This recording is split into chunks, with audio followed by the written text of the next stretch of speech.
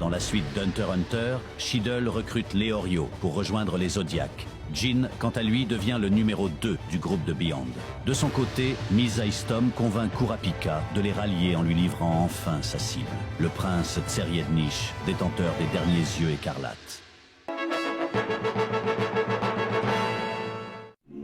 Au repère de Kurapika, celui-ci se plonge dans ses souvenirs.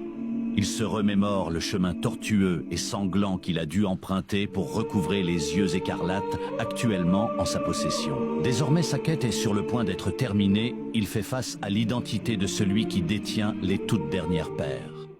Pendant ce temps, l'atmosphère est lourde au repère de l'équipe d'expédition de Beyond.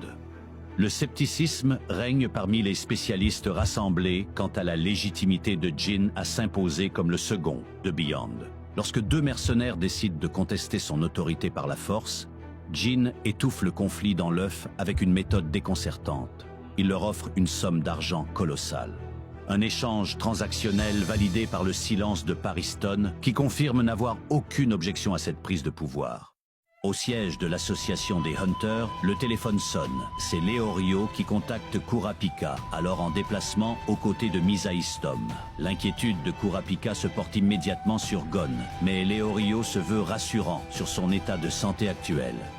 Kurapika remercie alors le Zodiac de lui avoir offert une piste vers le 4e prince, Tseriednish, bien qu'il soit conscient que ses capacités de naine seront inefficaces dans une négociation politique. Misaistom le met en garde. Le prince possède une face cachée, une noirceur insondable.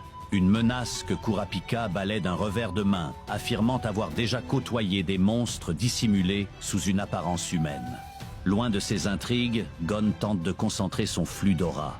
À sa grande stupeur, le résultat est nul. Il doit se rendre à l'évidence. Il ne peut plus percevoir ni utiliser son haine.